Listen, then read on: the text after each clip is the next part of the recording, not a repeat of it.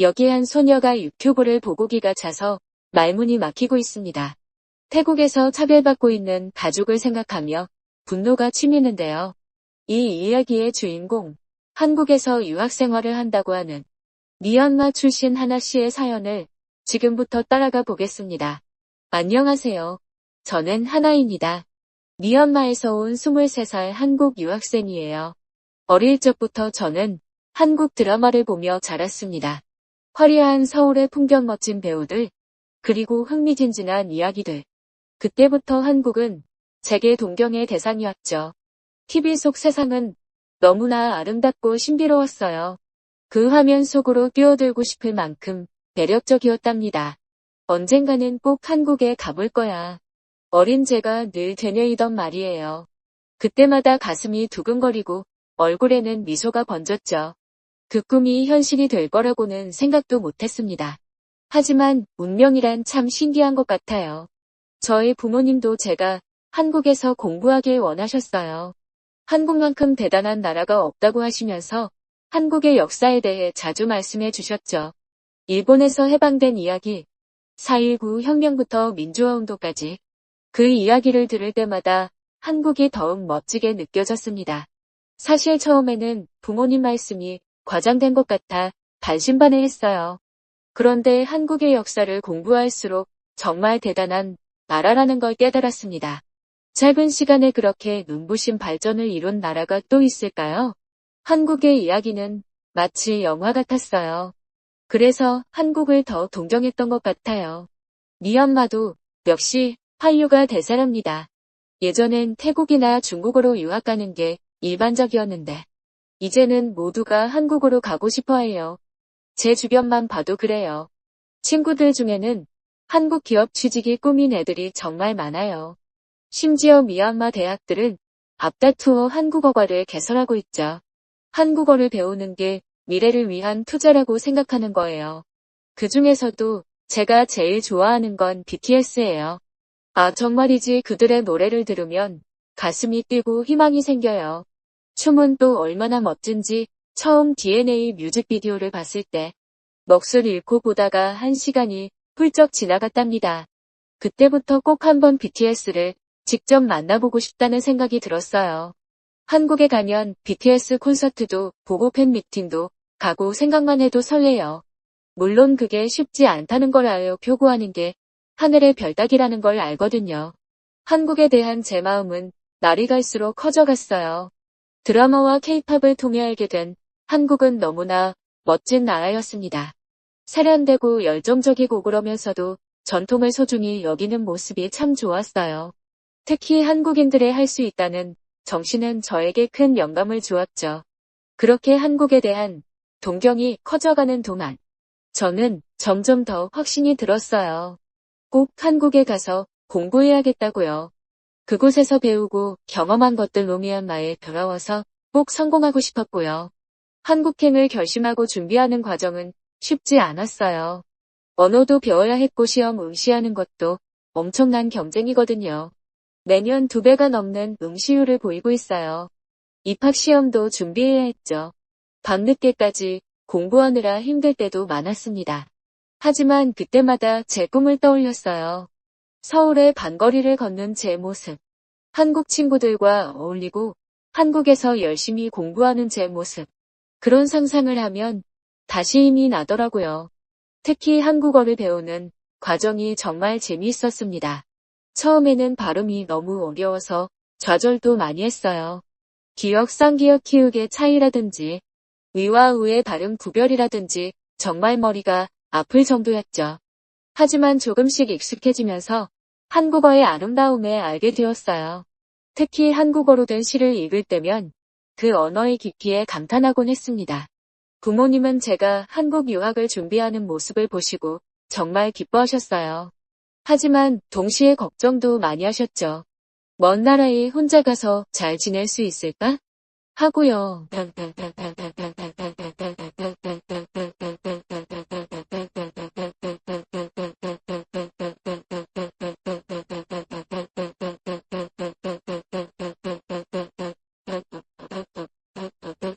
그때마다 저는 걱정 마세요. 제가 꼭 성공해서 돌아올게요. 라고 말씀드렸습니다. 그 말을 할 때마다 제 마음에 더 큰 책임감이 생기는 걸 느꼈어요.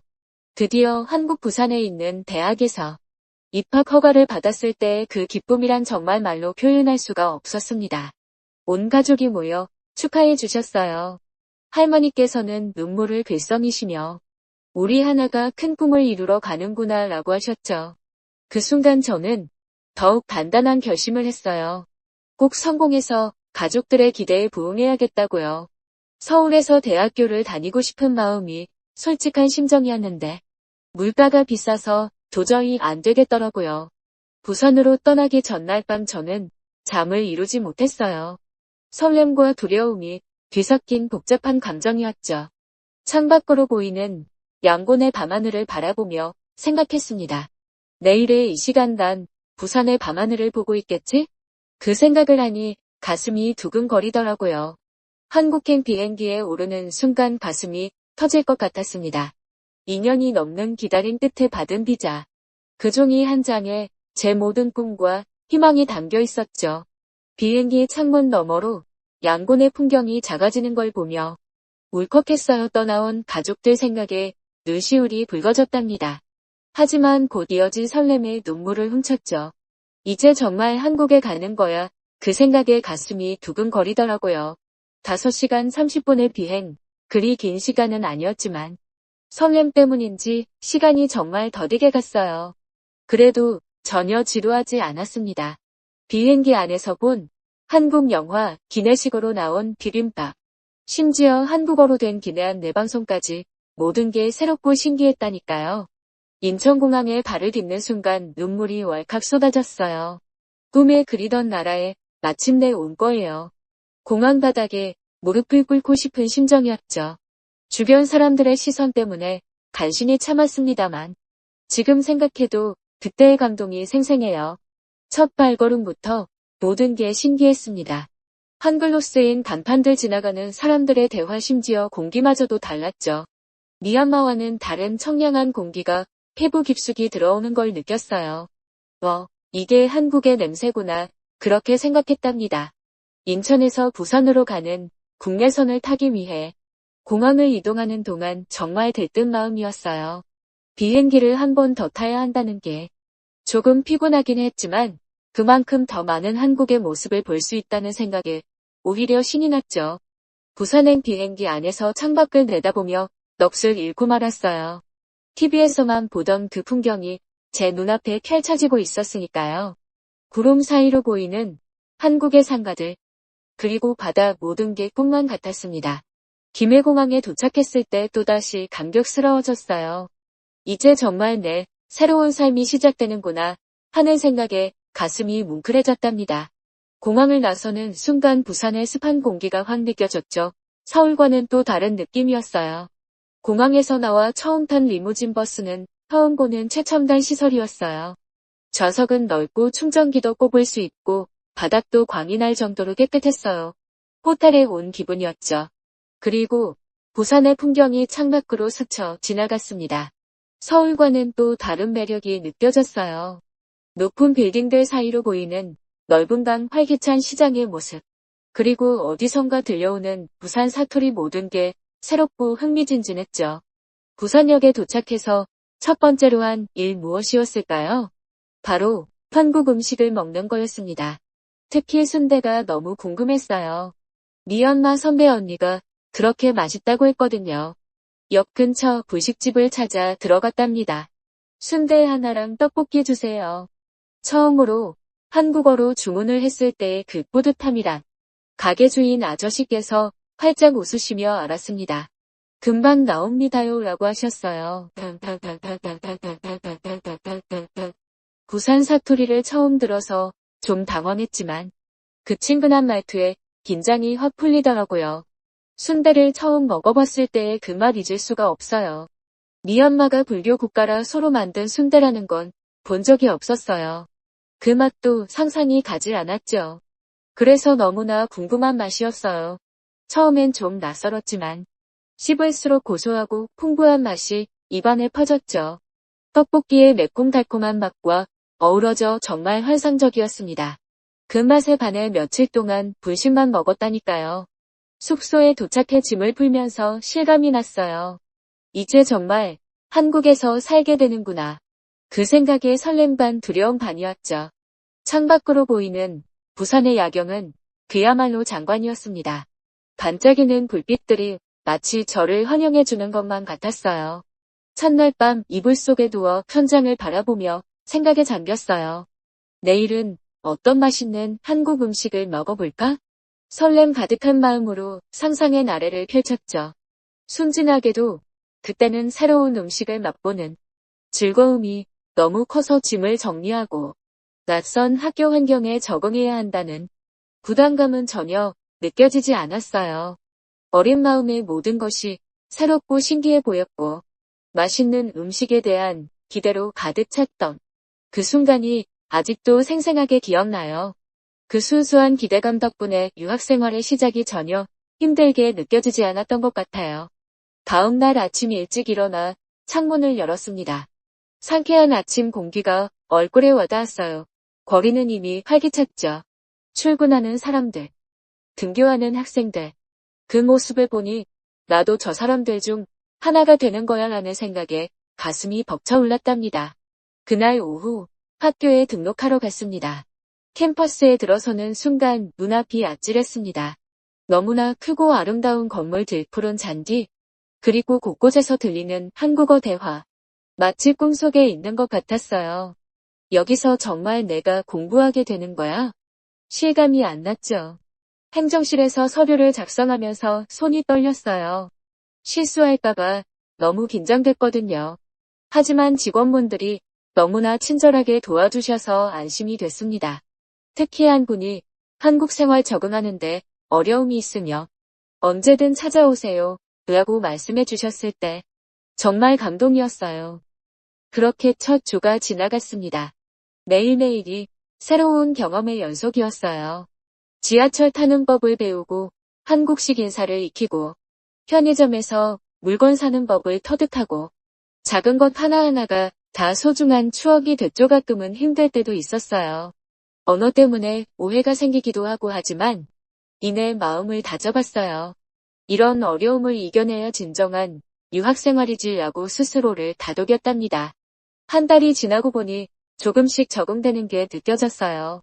한국어 실력도 늘고 한국 문화에 대한 이해도 깊어졌죠. 특히 수업에서 한국 학생들과 토론할 때면 정말 뿌듯했습니다. 내가 여기까지 왔구나 하는 생각에 가슴이 벅차올랐어요. 외국인 학생들이 모이는 국제학생연합회 모임에서 미얀마 출신 선배를 만나 이런저런 얘기를 듣다가 우연히 한국이 우리나라에 얼마나 많은 도움을 주고 있는지 알게 됐어요. 선배가 코이카라는 기관에 대해 설명해주기 전까지는 전혀 몰랐던 사실이었죠. 코이카 한국국제협력단이라고 하더라고요. 개발도상국을 돕는 기관이라고 해요. 선배의 설명을 들으며 정말 놀랐어요. 한국이 미얀마에 이렇게나 많은 지원을 하고 있다니. 경제 지원은 물론이고 교육, 의료, 인프라 구축까지 정말 다양한 분야에서 도움을 주고 있더라고요. 코이카의 활동 중에서도 특히 눈에 띄는 건 직업훈련원 설립 프로젝트였어요. 미얀마 청년들에게 기술을 가르쳐 자립할 수 있게 돕는 거죠. 이런 프로그램이 있었다니 정말 감동이었어요. 만약 제가 한국에 오지 않았다면 저도 그 혜택을 받았을지도 모르겠네요. 그 중에서도 가장 기억에 남는 건 2008년 사이클론 나르기스 때의 일이에요.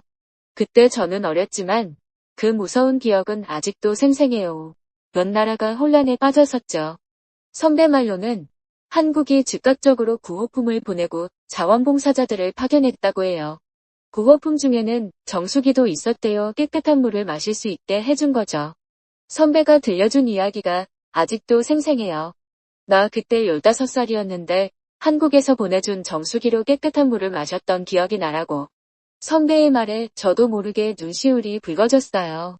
그 힘든 시기에 한국이 우리에게 손을 내밀어줬다는 사실이 정말 감동적이었거든요. 최근에 일도 있어요. 코로나19가 한창일 때 한국에서 마스크와 진단키트를 보내줬다는 소식을 들었어요. 그때 미얀마는 정말 어려운 상황이었거든요. 의료시설도 부족하고 마스크도 구하기 힘들었죠. 근데 한국이 발빠르게 도움을 줬더라고요. 한국의 도움이 얼마나 큰 힘이 됐을지 상상이 되더라고요. 이런 사실들을 알게 되면서 한국에 대한 제 마음이 더욱 깊어졌어요. 그저 케이팝이나 드라마가 좋아서 왔던 나라가 아니라 정말로 미얀마를 위해 많은 일을 하고 있는 나라구나 이런 생각이 들었죠. 한국 친구들에게 이 얘기를 했더니 의외로 많은 친구들이 잘 모르더라고요. 우리나라가 그렇게 많이 도와주고 있었어? 하면서 놀라워했죠. 그래서 제가 설명해줬어요. 미얀마에 대한 한국의 지원, 그리고 그 도움이 우리에게 얼마나 소중한지를 친구들은 제 설명을 들으면서 뿌듯해하는 것 같았어요. 한 친구는 이렇게 말하더라고요. 하나야 내가 이렇게 말해주니까 우리나라가 자랑스러워 그 말을 들으니 저도 뭔가 뿌듯해졌어요. 마치 제가 한국의 감사함을 널리 알리는 사명이 생긴 것 같아요. 코이커이에도 한국의 여러 단체들이 미얀마를 돕고 있다는 걸 알게 됐어요. NGO들도 있고 종교단체들도 있고 정말 다양한 방식으로 한국이 미얀마에 관심을 가지고 도와주고 있더라고요. 이런 사실을 알게 될수록 한국이 더 가깝게 느껴졌어요.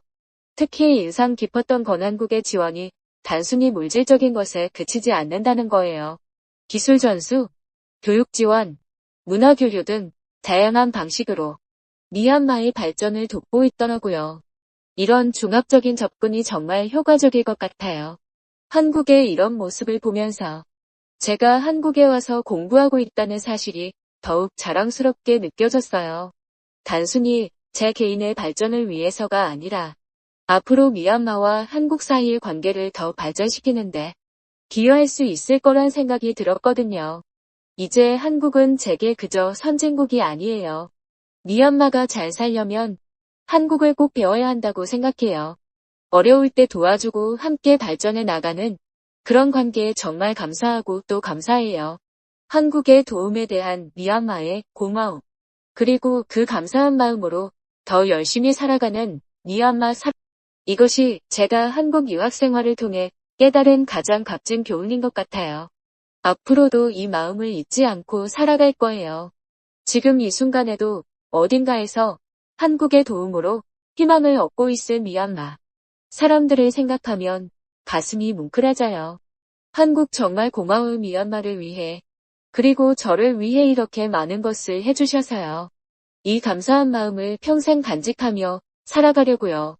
어느덧 부산에서의 생활이 2년째에 접어들었어요. 이 시간 동안 한국과 미얀마의 차이를 정말 많이 느꼈답니다. 완벽한 한국에 없는 게 있다면 바로 불편함 아닐까요? 모든 게 편리하고 신속해서 아마존은 이제 미얀마에 가면 답답해서 숨 막힐 것 같아요. 가장 대단한 건 첨단 기술이죠. 미얀마에서는 상상도 못했던 일들이 한국에서는 일상이더라고요. 예를 들어 지하철이나 버스에서 와이파이를 무료로 사용할 수 있다는 게 정말 신기했어요. 미얀마에서는 인터넷 연결도 불안정한데 여기서는 이동 중에도 끊김없이 사용할 수 있다니. 그 중에서도 가장 놀라웠던 건 엘리베이터 경험이었어요.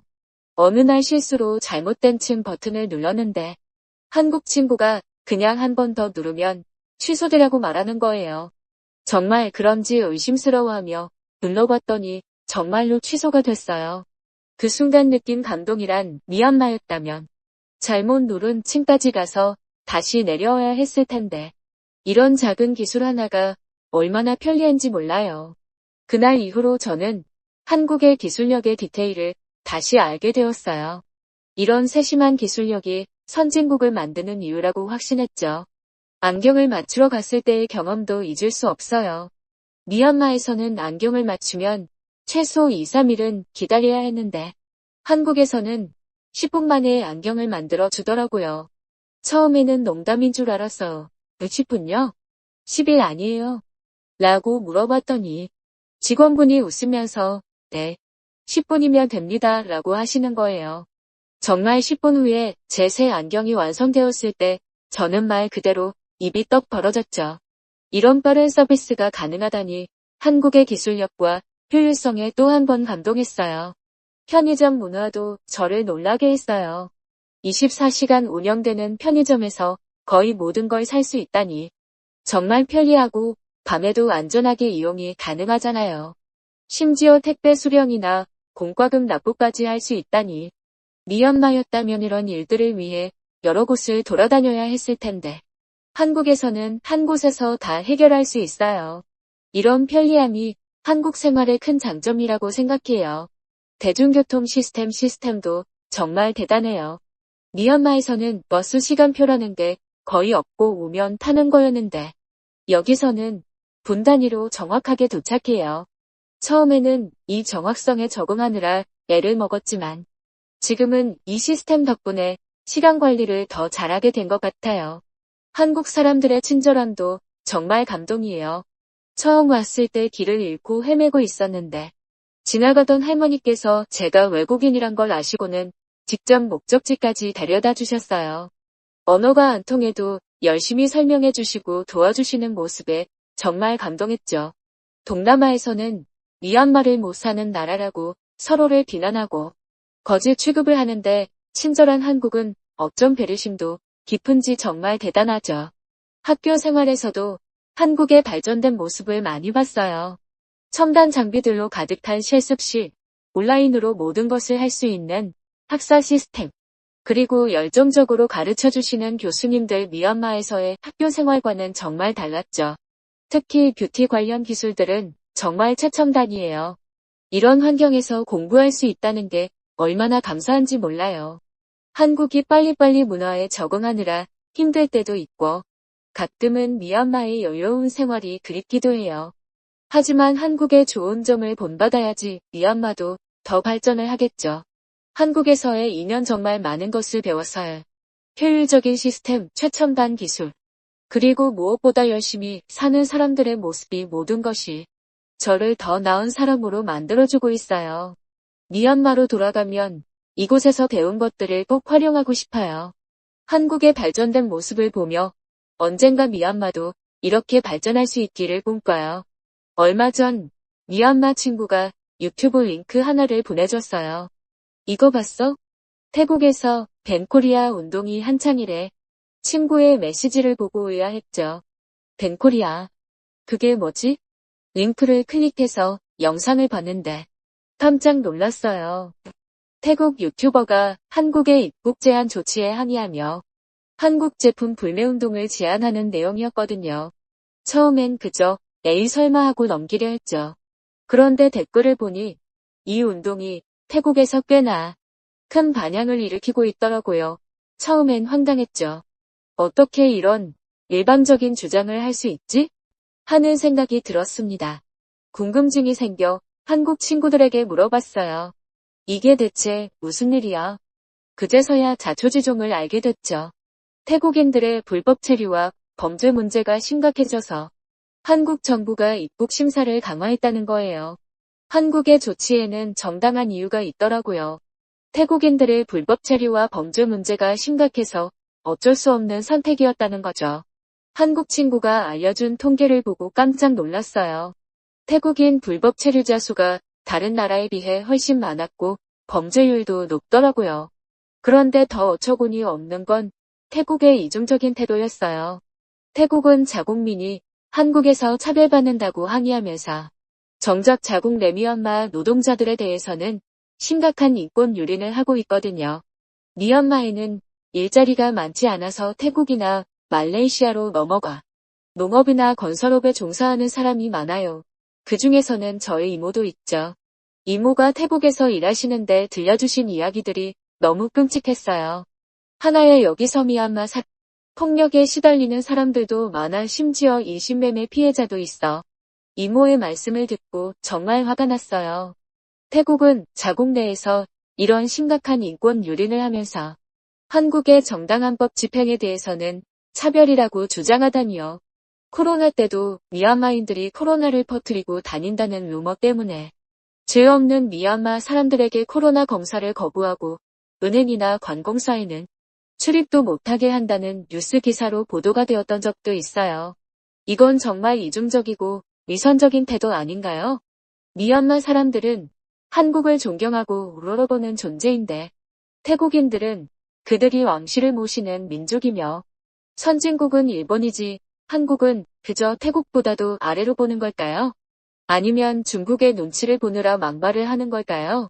제가 겪어본 한국은 공정하고 체계적인 시스템을 가지고 있고 법치주의가 잘 지켜지는 외국인의 권리도 존중해주는 나라였어요.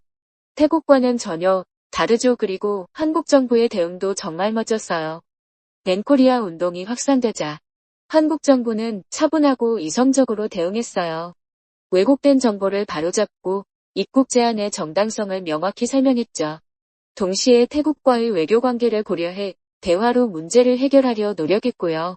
이런 모습을 보면서 이래서 한국이 선진국이구나 하는 생각이 들었어요. 이번 일을 겪으면서 국제관계의 복잡성을 실감했지만 동시에 한국이라는 나라의 성숙함도 볼 수 있었어요. 법과 원칙을 지키면서도 외교적 유연성을 발휘하는 모습, 그리고 외국인의 권리도 존중하는 태도. 이런 점들이 한국을 정말 멋진 나라로 만드는 것 같아요. 벤코리아 때문에 한국 관광객이 적어지니까 총리가 부랴부랴 사과했다죠. 된통당하는 형국이 너무나 통쾌합니다. 제가 전공으로 뷰티를 선택한 것은 정말 탁월한 결정이었던 것 같아요. 한국만큼 발달된 뷰티 산업과 기술을 가진 나라는 없다고 해도 과언이 아닐 정도로 여기서만 배울 수 있는 특별한 기술들이 정말 많답니다. 이론적인 공부도 중요하지만 실제 현장에서의 경험이 얼마나 중요한지 깨달았어요. 그래서 주말마다 유명 뷰티샵에서 아르바이트를 하고 있어요. 이곳에서 최신 트렌드와 기술을 직접 보고 배우면서 학교에서는 배울 수 없는 실전 노하우를 쌓고 있죠. 매주 새로운 것을 배우고 경험하면서 제 선택이 옳았다는 확신이 더욱 커지고 있어요. 한국의 뷰티 기술은 정말 세계 최고 수준이에요. 이런 환경에서 공부하고 경험을 쌓을 수 있다는 것이 얼마나 큰 행운인지 매일매일 감사하게 생각하고 있답니다. 여기에 오는 손님들 중에는 외국 연예인들도 있다니까요. 그만큼 한국의 뷰티 기술이 세계적으로 인정받고 있다는 거겠죠. 가장 놀라운 건 한국의 첨단 뷰티 기술이에요. 피부 측정부터 관리까지 모든 게 정밀한 기계로 이루어져요. 심지어 AI가 개인 맞춤형 화장품을 제조하는 걸 보고 정말 깜짝 놀랐어요. 미얀마에선 상상도 못할 일이죠. 이런 기술력이 한국을 세계 뷰티 시장의 리더로 만든 것 같아요. 한국의 서비스 정신도 정말 대단해요. 여기선 손님을 그냥 손님으로 대하지 않아요. 마치 VIP처럼요. 세세한 부분까지 신경 쓰는 모습을 보면 감동이에요. 처음엔 이해가 안 됐지만 이게 바로 한국 뷰티 산업의 핵심이더라고요. 혁신도 한국 뷰티 산업의 큰 특징이에요. 새로운 제품, 새로운 기술이 끊임없이 나와요. 마스크팩, 쿠션, 파운데이션 같은 것들이 다 한국에서 시작됐다는 거 알고 계셨나요? 이런 혁신 정신이 한국을 뷰티 트렌드의 선도주자로 만들었어요. 한국 사람들의 열정은 또 어떻고요. 밤늦게까지 일하고 쉬는 날에도 새로운 기술을 연구해요. 이런 모습을 보면서 이래서 한국이 이렇게 빨리 발전했구나 하는 생각이 들어요. 물론 유학 생활이 쉽지만은 않아요. 하지만 힘들 때마다 제 꿈을 떠올려요. 언젠가 미얀마에 돌아가 한국식 뷰티샵을 열 거예요. 최첨단 장비, 뛰어난 기술 그리고 한국에서 배운 서비스 정신으로 미얀마 뷰티 산업에 혁명을 일으키고 싶어요. 한국에서 배운 건 기술만이 아니에요. 빨리빨리 문화 완벽을 추구하는 정신, 그리고 끊임없는 자기 개발 이런 것들이 한국을 세계 탑 클래스 국가로 만들었다고 생각해요. 저도 이런 정신을 본받아 미얀마의 발전에 기여하고 싶어요. 가끔 너무 큰 꿈을 꾸는 건 아닌가 걱정도 돼요. 하지만 한국에 와서 보니 꿈은 크면 클수록 좋더라고요. 불과 몇십 년 만에 세계적인 경제 강국이 된 나라잖아요. 저도 한국처럼 큰 꿈을 꾸고 노력하다 보면 언젠가 미얀마의 뷰티 산업을 세계적인 수준으로 끌어올릴 수 있을 거예요. 한국의 뷰티 제품들이 전 세계적으로 인기를 끄는 걸 보면 정말 자랑스러워요. 비록 제가 한국 사람은 아니지만 이곳에서 공부하고 있다는 것만으로도 뿌듯해요. 언젠가 미얀마 하나의 뷰티샵이 한국 뷰티의 우수성을 미얀마에 알리는 창구가 될 수 있겠죠? 이제 제 꿈은 더 커졌어요. 단순히 뷰티샵을 여는 것을 넘어 미얀마와 한국을 잇는 뷰티 기업을 만들고 싶어요. 한국의 선진 기술과 미얀마의 전통을 접목해 새로운 뷰티 트렌드를 만들어내는 거죠. 그래서 언젠가 미얀마 뷰티가 한국처럼 세계적으로 인정받는 날이 오길 바래요. 한국에서의 경험은 제 인생의 터닝포인트예요. 세계 최고의 뷰티 강국에서 배운 기술과 정신으로 미얀마의 미래를 바꿀 거예요. 힘들겠지만 한국 사람 절대 포기하지 않을 거예요. 제 이야기가 미얀마의 다른 젊은이들에게도 희망이 되길 바래요. 한국처럼 우리도 할 수 있다는 걸. 그리고 꿈을 향해 노력하면 반드시 이룰 수 있다는 걸 보여주고 싶어요. 그것이 제가 한국에서 배운 가장 큰 교훈이니까요. 한국 정말 고마워요. 제 꿈을 더 크고 강하게 만들어주세요. 긴 글 이어주셔서 감사합니다. 오늘 하나 씨의 사연을 통해 우리는 많은 것을 배웠습니다.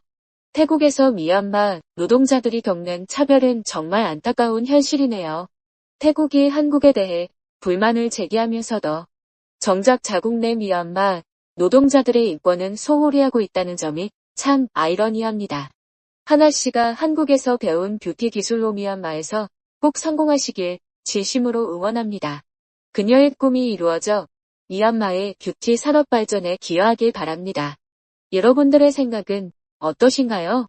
오늘의 사연에 대한 여러분의 의견을 댓글로 남겨주세요.